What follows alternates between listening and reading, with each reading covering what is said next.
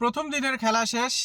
গত ভিডিওতে যেটা বলেছিলাম যে 300-র আগে অল আউট হয়ে যাবে আইরিশরা, তবে খুব কাছাকাছি, হাতে আছে 2 উইকেট।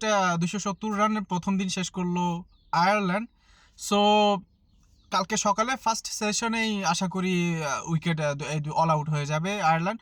সো বাংলাদেশের জন্য এই রান কি খুব চ্যালেঞ্জিং?